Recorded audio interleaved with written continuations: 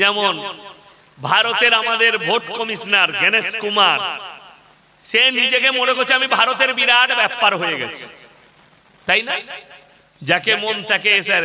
আজকে আমার ডাক ছিল, আমি গেলাম, যে অফিসার বসে আছে, কি বুঝলেন, বলছে তার মা মারা গেছে, যেমন তার মা মরে যাক তাকে আসতে বলে, এক্ষুনি সময় দিয়েছে। আমাকে কয়েকটা মুসলিম ছেলে ছিল অফিসার, আমাকে এসে হুজুর হ্যাঁ আপনি বসুন, ভেতরে বসুন। আমি বললাম আমাকে ঠান্ডা করি না, তোদের বহুত বাকি আছে। তো কি বললে জানেন? বললে আপনার আব্বার নাম আছে শওকত আলী শেখ, শেখ শওকত আলী, শওকত আলী শেখ হয়ে আছে শওকত আলী। আমি চ্যালেঞ্জ ছুড়ে বললাম, এই যারা আধার কার্ড তৈরি করতে আসবে আপনার সন্তানের, আপনার, এরা আধার কার্ড তৈরি করার পরে আগে আপনি কম্পিউটারে দেখবেন, বড় কষ্ট লাগে। নাম এক বলছে হারামখোর, 5 বার নামটা গোলমাল করে, জেনে শুনে করে না, না জেনে করে, তাদের জ্ঞান নাই, সেটা আল্লাহ ছাড়া কেউ জানে। সরকার জ্ঞানহীন দিকে দিচ্ছে নাকি? গণেশ কুমার নিজেকে মনে করছে আমি ভারতের একজন ভগবান, আমি যা বলবো তাই হবে।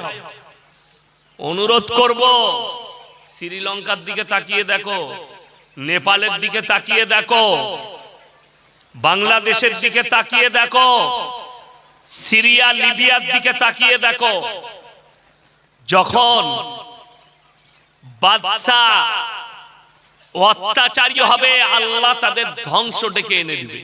আল্লাহর কসম, পৃথিবীর ইতিহাস বলছি, যারা আমার বক্তব্য শুনছেন, পৃথিবীর ইতিহাস বলছে, কোরআন থেকে ইতিহাস সবাই সাক্ষী দিচ্ছে, যতজন পৃথিবীতে জালিম এসেছে, যারা তার প্রজাদের উপরে জুলুম করেছে, মাজলুমের উপরে জুলুম করেছে, আল্লাহ তাদের ধ্বংস শুধু নয়, তাদেরকে অপমানিত করেছে, অপদস্থ করেছে।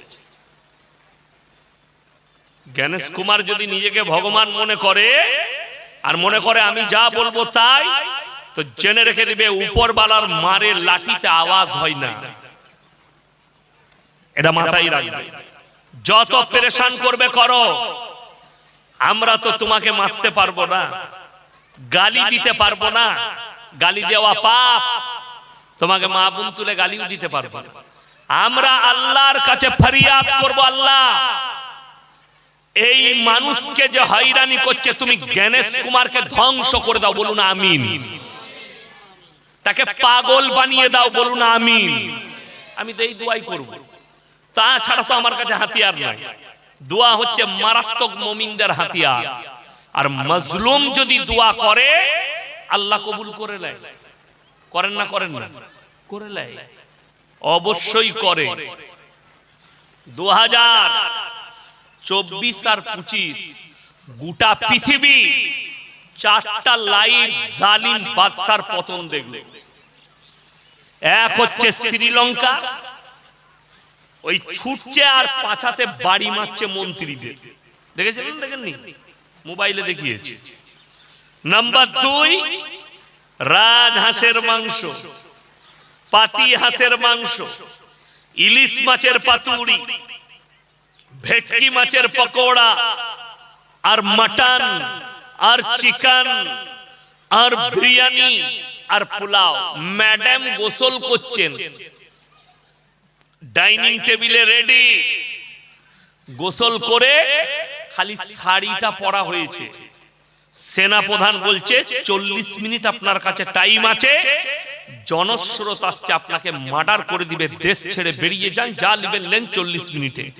রাঁধা ভাত আমার আল্লাহ খেতে দেয়নি, তার নাম হচ্ছে আল্লাহ। জোরে বলুন সুবহানাল্লাহ। জুলুম করেছে, জালিম হয়েছে, আল্লাহ তাকে রাঁধা ভাত খেতে দেয়নি।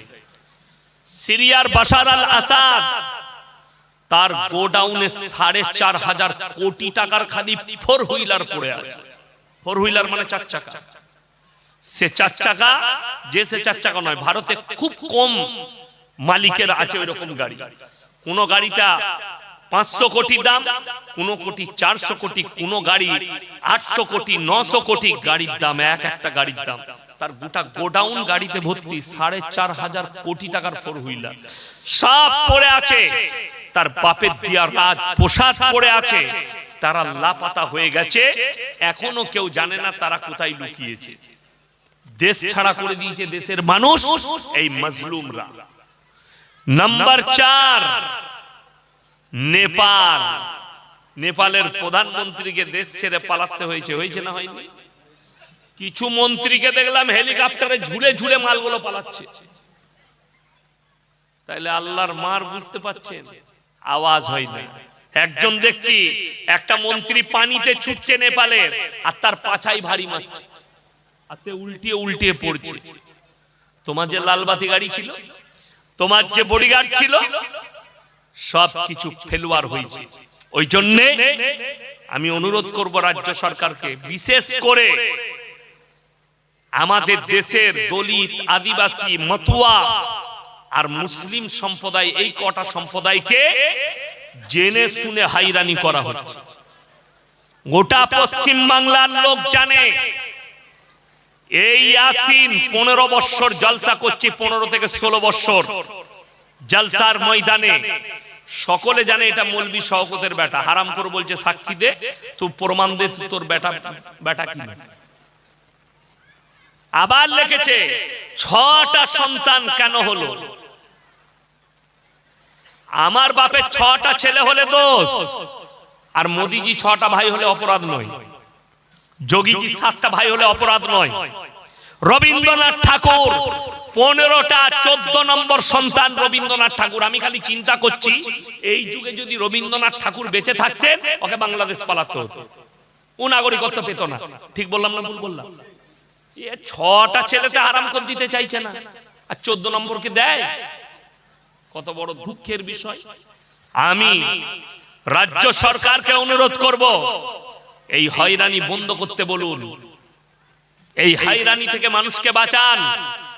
দলিত, আদিবাসী, গরিব হিন্দু ভাই, মতুয়া ভাই, কত গরিব মুসলমান। আমি তো আজকে থেকে অবাক হলাম, ইয়াসিনের মতো লোক, ওরা কত চাল চুলে জানেন, আর কত বড় চালাক আর ধোকাবাজ। যখনই দেখছে এই মালটা এসছে, এই তো স্টেজে ফুটুবি,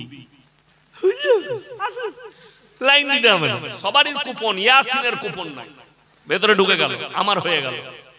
আর খুঁড়া একজন হিন্দু ভাই, একটা পা নেই, বেচারা সকাল থেকে বসে আছে। একজন বুড়ি মা সকাল থেকে বসে আছে, আর হারাম করে অফিসার 11টায় আসবে।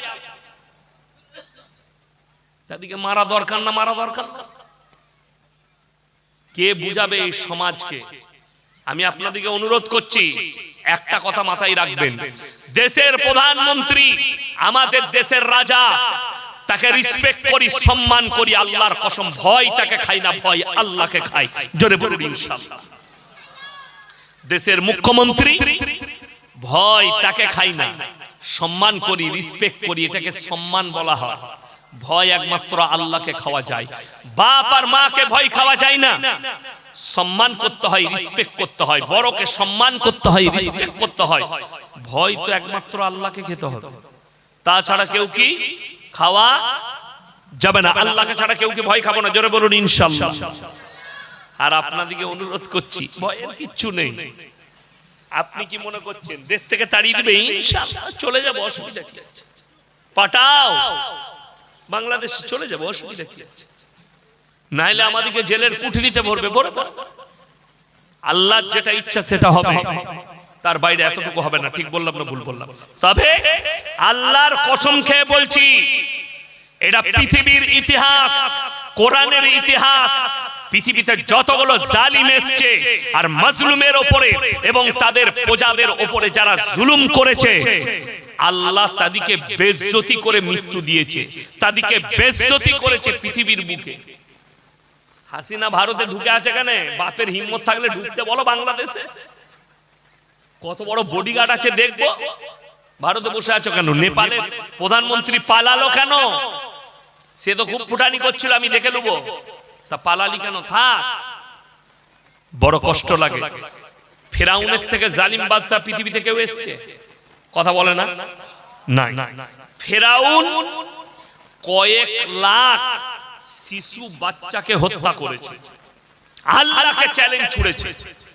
আল্লাহ কি নবী পাঠাবে, দূত পাঠাবে, আমি তাকে দুনিয়াতে আসতেই দেবো না, তার আগে মার্ডার করে দেবো। এটা হচ্ছে ফেরাউনের নিয়ত। আল্লাহর কসম, আল্লাহ ওই জালিমের চ্যালেঞ্জকে অ্যাকসেপ্ট করে তার ঘরে মুসা নবীকে আল্লাহ লালিত পালিত করেছে। সকলে জোরে বলুন সুবহানাল্লাহ। আল্লাহ ফেরাউনের ঘরে নিজের নবীকে পালিত করলেন।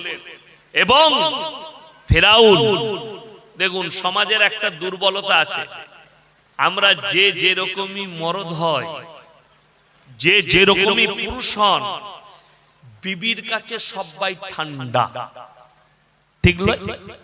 ফেরাউনের মতনই মরদ। কত বড় মরদ যে নিজেকে আল্লাহ দাবি করে। যখন বাস্কটা তোলা হলো, মুসা, এটা জানেন মু মানে কি? মু মানে হচ্ছে পানি, সা মানে ভাসমান কাঠের পাত্র। এটা আরবিতে কোরআনে লেখা আছে, কিন্তু এই ভাষাটা হচ্ছে মিশরের যে প্রদেশে ফেরাউনের বাড়ি ছিল, সেই প্রদেশের ভাষা হচ্ছে সেরবানি ভাষা। মু মানে পানি, সা মানে ভাসমান কাঠের পাত্র, তাই নাম রাখা হয়েছিল মুসা। বাস্ক খুলেছে, বাচ্চা ছেলে খেলছে, কে? মুসা নবী। ফেরাউন বললে এইটাই মনে হচ্ছে আমার দুশমন, কে ভাসিয়ে দিয়েছে। কিন্তু বিবি আসিয়া, দেখবেন অনেকজন বাড়িতে গিয়ে বউকে বলে, তাড়াতাড়ি এক কাপ চা দাও, চুপ করে বসো, কাজ করছি দেখতে পাওনি? আচ্ছা ঠিক আছে, আমি দোকানে খেয়ে নিচ্ছি, মাল একদম ঠান্ডা, তাই না? আমি ইয়াসিন জলসা করতে এসেছি, আপনাদিকে কত ফুটানি, এই চা নিয়ে এসো, এই পানি নিয়ে এসো। কিন্তু ঘরেতে গিয়ে যদি এরকম চিল্লিয়ে বলি না, বউ বলে চুপ করে থাকো, এটা তোমার জলসার স্টাইল, চুপ করে থাকো, দিচ্ছি আমি ঠান্ডা। ফেরাউন বললে একে কতল করতে হবে, এটা আমার দুশমন। আল্লাহর কসম, আসিয়া কি বললেন জানেন? কুররাতু আইনুল লি ওয়া লাক লা তাকতুলু, একে তুই কতল করতে পাবি না, তোর আর আমার চোখকে ঠান্ডা করবে, একে সন্তান হিসাবে লালিত পালিত করবো। জোরে বলুন সুবহানাল্লাহ। ফেরাউন বললে তুমি যখন বলছো আমার প্রেমিক, আমার স্ত্রী, বলে তুলে নাও। রাজশাহীতে মানুষ হলো যে আল্লাহকে চ্যালেঞ্জ করেছে, আল্লাহ তাকে বরবাদ করে দিয়েছে। ফেরাউনের মৃত্যুটা সহজ না কঠিন বলুন তো? আল্লাহ তাআলা পৃথিবীতে বেইজ্জতি করে মৃত্যু দিয়েছে। নমরুদ, এগুলো কোরআনের বাদশার কথা বলছে। আল্লাহ যাদের জিকির করেছেন কোরআনে, যাদের কথা উল্লেখ করেছেন, তার নাম হচ্ছে নমরুদ। এই নমরুদ ইব্রাহিম আলাইহিস সালাতু ওয়াস সালামকে আগুনে নিক্ষেপ করেছিল। ইব্রাহিম নবী আল্লাহর কাছে মদদ চাইলেন। সকল বলুন কার কাছে? আল্লাহর কাছে মদদ চাইলেন, আল্লাহ তুমি এই জালিমের হাত থেকে আমাকে হেফাজত করো। আমার আল্লাহ আগুনকে হুকুম জারি করলেন, কোন রাজা বাদশাকে নয়। কুল্লা ইয়া নারু কুনি বারদাও ওয়া সালামান আলা ইব্রাহিম, হে আগুন তুমি ঠান্ডা হও, আমার ইব্রাহিমের একটা পশমকে তুমি জ্বালাতে পারবে না। জোরে বলুন সুবহানাল্লাহ।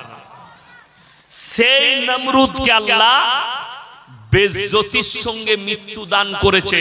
বেইজ্জতি, এত বেইজ্জতির সঙ্গে। কিভাবে বেইজ্জতি? জুতো খেয়ে মারা গিয়েছিল, জুতো। একটা মশাকে আল্লাহ বললেন, খোঁড়া মশা, তার নাকে গিয়ে কামড়াও, মাথায় ব্রেনে গিয়ে কামড়ালো। তার প্রজাদিকে বললে পায়ের জুতোগুলো খোল আর মাথায় বাড়ি মার। সেই জুতো এই জুতো নয়, খড়ম, কাঠের খড়ম, মাথায় বাড়ি মার। বাড়ি মারতে মারতে জুতো খেয়ে আল্লাহ মৃত্যু দিয়েছে। বুঝতে পারছেন আল্লাহকে? পৃথিবীতে ইতিহাস খুলে দেখেন, আলেকজান্ডার অর্ধেক দুনিয়া দখল করেছিল। তার সামনে যে দেশে আক্রমণ করত, তার সামনে কার কোন রাজা বাদশা কেউ যুদ্ধে পেরে উঠতে পারত না। অর্ধেক দুনিয়া দখল করেছে। ইতিহাসের পাতায় নাম আছে আলেকজান্ডারের। আলেকজান্ডারের মৃত্যু হয়েছে বিষের দ্বারা। তার কাছের লোক তাকে বিষ পান করিয়ে মৃত্যু করিয়েছে। তাহলে বেইজ্জতি হলো না হলো না? চলে গেল, তার রাজত্ব টিকলো না। তো যারা মনে করছে আমি রাজত্ব পেয়েছি, আমি নেতা হয়েছি, আমি দেশের নেতা হয়েছি, আমি আমার ইচ্ছা মতো জুলুম করব, জেনে রেখে দিবে তোমাদের মাথার উপরে একজন বসে আছেন, তিনি হচ্ছেন সৃষ্টিকর্তা। তিনি দেখছে তোমার জুলুম, আর এই মাজলুমের চোখের পানি ওই খুঁড়া লোকটা এসআইআর করতে গেছে ফর্ম ভরতে, তার বুকের কষ্টটা কাহার হয়ে তোমাদের উপরে পড়বে। একটা বুড়ি মা, 80 বছরের মা, সে হিন্দু হোক, দলিত হোক, আদিবাসী হোক, মুসলিম হোক, কষ্ট করে গেছে, চলতে পারছে না। বাবা, মা তোমার কত বয়স হলো? বাবা 88 বছর। হারাম কর অপিসাফের চোখে ঠেকে না। 88 বছরের মাটা তোমার কাছে পৌঁছেছে, লাইনে দাঁড়িয়েছে, তাকে বদদুয়া দিতে হবে না, তার মনের কষ্টটাই তোমাদের উপরে বদদুয়া হয়ে পড়ে যাবে। তোমাদের সন্তান আছে, তোমাদের পরিবার আছে, আমি সকলকে বলছি শুনে রেখে দেন, তোমাদের পরিবারের উপরে অভিশাপ হয়ে পড়বে এই গরিব দুঃখীদের আর অসহায় মানুষের বদদুয়াগুলো তোমরা নিতে পারবে নাকি? তোমরা রেডি থাকো, আল্লাহর উপরওয়ালার হাত থেকে তোমাদের উপরে পড়বে কাহার হয়ে। কিচ্ছু বলবো না, গালি নয়, দোয়া দিচ্ছি। দোয়া, দোয়া মানে বদদুয়া। দোয়া তো বেরোবে না, বদদুয়া বেরোবে। বেচারা অফিসাররা কি করবে? আমাকে তো দেখে আমার যে বিএলও, আমার গ্রামের স্কুলের ম্যাডাম, খুব ভালো, বিধবা, স্বামী নেই, আমার মেয়ে ওনার কাছে পড়ে, সানোয়ারা নাম। তাকে আজকে আমি দেখে কষ্ট পেলাম যে এই মানুষটা, এই মেয়েটা রোজ আসছে, আর তাকে যে দায়িত্ব শুনেছেন, এখন বিএলও দিকে বলেছে শুধু মানুষের এসআইআর নয়, তুমি যে এলাকায় এসআইআর করছো তোমার বুথে, ওই বুথে কটা কুকুর আছে আর কি কি কালারের আছে ওই হিসাবটাও দিবি। আমি বলিনি, বিএলওরা বলছে। তাদেরকে বলেছে যে তোমরা কুকুরের হিসাব দিবে, কুকুর। তো যে কুকুর হবে সে কুকুরের হিসাব দিবে, এর থেকে বেশি আর কিছু বলতে পারবো না। কত কষ্ট। স্কুলের ম্যাডাম আজকে 2 মাস বাড়িতে ঘুমাতে পাইনি, সারা রাত জাগা করেই যাচ্ছে। আমি তো তার চেহারা দেখে আমি কষ্ট পেলাম যে এই মহিলাটা কত কষ্ট পাচ্ছে।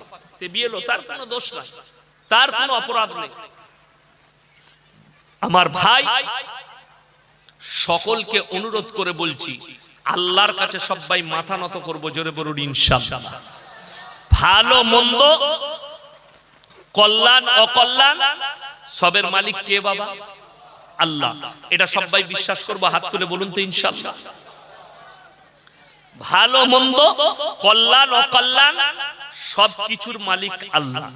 এইটা যদি আপনি বিশ্বাস করেন, আচ্ছা আমরা নামাজে সূরা ফাতিহা পড়ি না? পড়ি তো।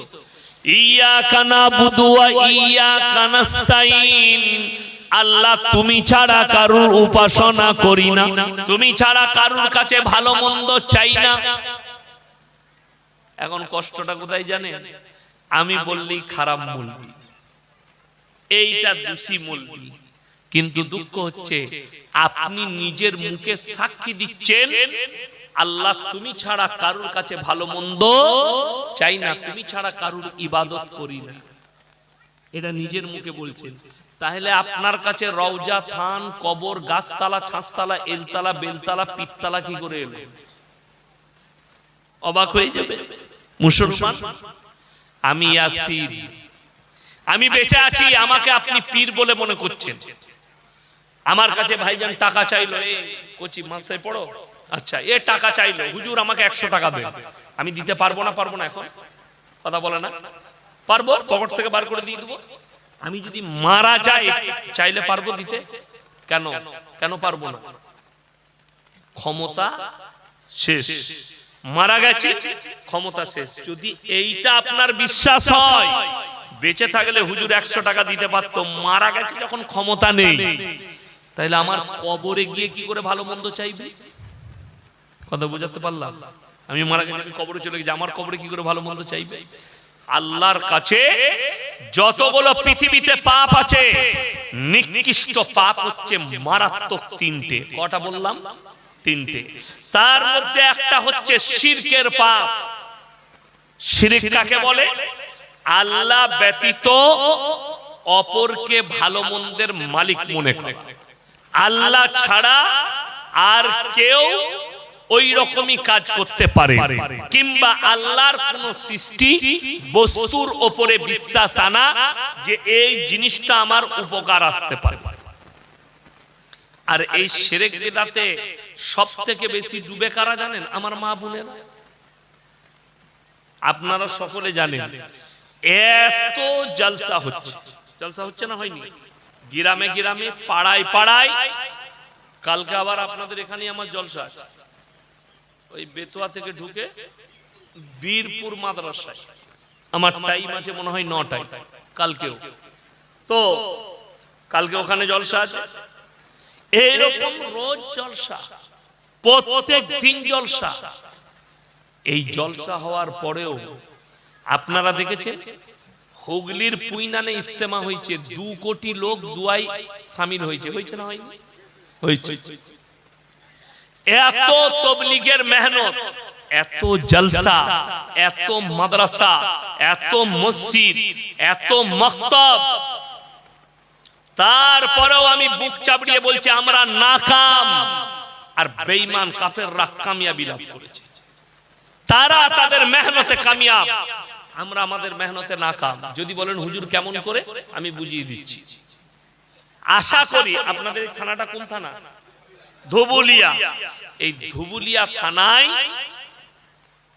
কোন গ্রামে বন্ধন লোন, গ্রুপ লোন নাই। আপনাদের এখানে নাই তো? আছে? এইটা বলে দিলেই তো হলো, কি বুঝলে? এটা বলে দিলি গাল খাবো কিছু মেয়ে। এবং যারা গ্রুপ লোনের হেড আছে তারা আমাকে 100% গাল দিবে, ঠিক কি না? বলে দিলি 9টা করে মেয়ে গ্রুপ করেছে, একজন হেড। 9টা 10 জনের গ্রুপ, 9 জন আছে, একজন হেড। এই 9টা মেয়ে থেকে ম্যাডাম বলে ডাকাচ্ছে, বিরাট ব্যাপার। এমনি ম্যাডাম হতে পারে না, ও সুদ খাওয়ার ম্যাডাম হয়েছে। আচ্ছা, এই স্টেজে বসে ক্যামেরা চলছে, আপনার যদি কোনো বাপের বেটা মৌলবি আর মুফতি বন্ধন লোন, গ্রুপ লোনকে যদি হালাল বলে দেয়, আল্লাহর কসম আমি কাল থেকে আর সমাজের বুকে কথা রাখবো না, আর মুখ দেখাবো না। চ্যালেঞ্জ দিলাম, কালকে আর বীরপুরে আসবো না, থেকে ক্ষমা চেয়ে নেব যে আমি জলসা করা বন্ধ করে দিচ্ছি, আমি বহুত বড় পাপ করেছি, আমি হারাম বলে। কেউ আছে? নিয়ে আসুন সেই মৌলবিকে স্টেজে, 2 ঘন্টা আছি।